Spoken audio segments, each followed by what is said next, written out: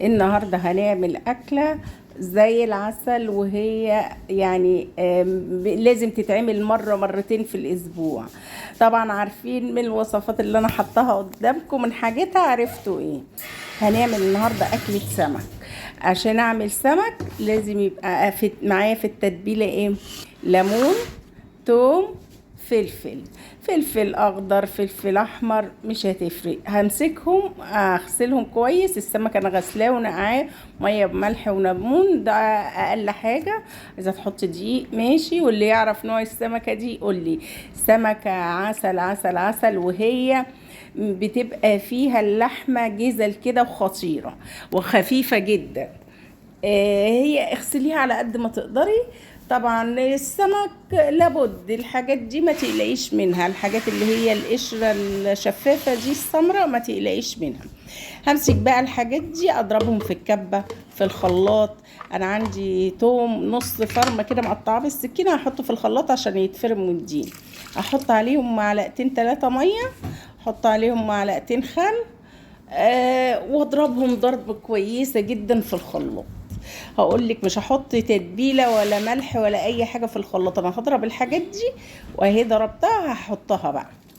هقول لك هتحطي عليها ايه التتبيله بتاعتها اللي هتخلي. انا هنا عايزه التتبيله بتاعتها تشرب، يبقى في سوائل في التتبيله، عشان السمك اصلا من الحاجات اللي هي ما بتقعدش كتير وتحدق، ما تقعدهاش كتير.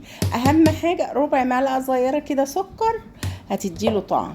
ملح وفلفل وكمون، كزبره ناشفه اساسي.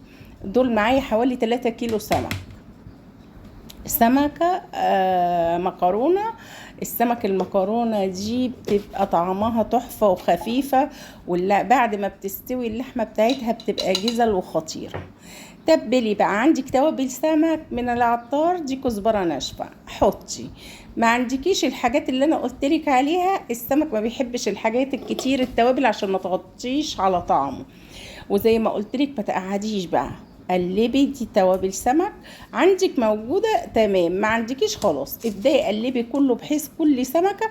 انا هنا ما تبلتش كل سمكه احشيها واعملها، لا لا، في الاخر الحشوه دي بيطلعوها الولاد وتترمي، فما بينبكيش التعب.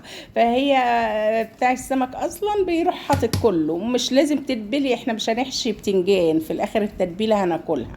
لا انتي تبلي كله حطيهم، حاولي التتبيله دي تدخل من جوه والبره وكله، يعني السمك بحيث يتشرب. هتقعديه قد ايه؟ من نص ساعه لساعه بالكتير. ما تقعديش السمك كتير في التتبيله هيحدق. انا هنا 3 كيلو السمك حطيت عليهم معلقه كبيره ملح. ما تكتريش الملح عشان بيحدق على طول، ما بيغيبش ويحدق. لا بحط زعتر ولا روزماري، هي مش فراخ ولا لحمه، يعني حطي حاجات بحيث ما تضيعيش طعم السمك. حطيها نص ساعة على ما تخلصي يا دوبك شوية مواعين وراكي ولا أي حاجة هتلاقيه اتبل. ابتدي بقى اقلي اهي، هقفلهم بعد ما حطيت التتبيلة على كله.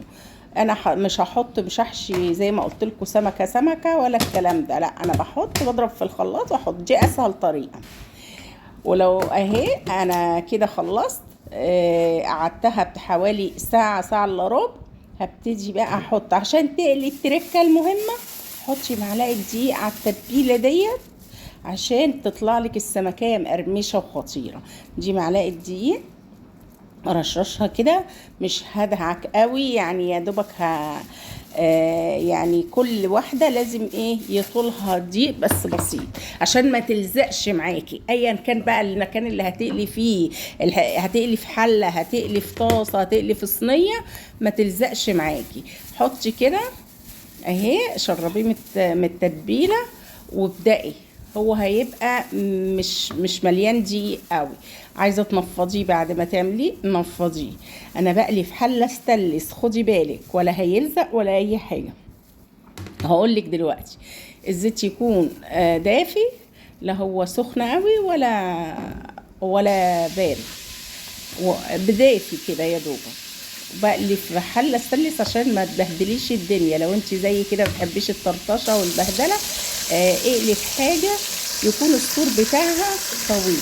ابدأي ما تبدأيش تحركيه، دي تركة مهمة. انا لما تحسي ان هو بيقوم معاك اهي بعملها لسه لازقة، ما يتحمر خالص اللي تحت ابدأي حركيه، لكن غير كده هيلزق معاكي وهيبهدلك الدنيا. اهي بدأت، بصوا هقلبها على كل الجوانب. لاحظتوا الزيت انا مش حاطه زيت كتير، السمك مش بيحب زيت كتير، ما تحطيش زيت كتير يغطي السمك، احنا مش بنقلي بطاطس.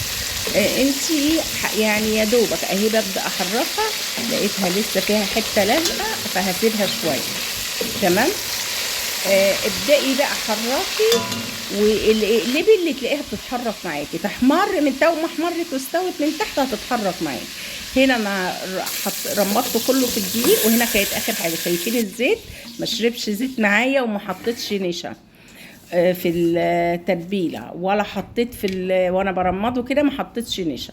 شايفين احلى سمك تاكليها السمكيه ده. اهي عملنا جنبه بولتي في فيديو تاني، عايزه اقول لكم ان ده كان اطعم ومسكر عن البولتي. البولتي علياته دلوقتي مزارع. ولو وصلتي معايا لحد هنا يا قمر ما تنسنيش اللايك والمتابعة. بتعب والله في التصوير. شايفين بقى اللحمة بتاعته جزل جزل جزل. تنسنيش الصفحة واقعة، لايك اشتراك متابعة، شهيصيني كده، شيري شيري على قد ما تقدري. اهي شايفين خطير. شوية بقى طحينة، شوية سلطة، شوية رز بقى صيادية اللي عملناه قبل عن كده برضو على الصفحة كانت تحفة. معلقة العسل او السكر على البصلة وهي بتتكرمل بتخليه في حتة تانية خالص.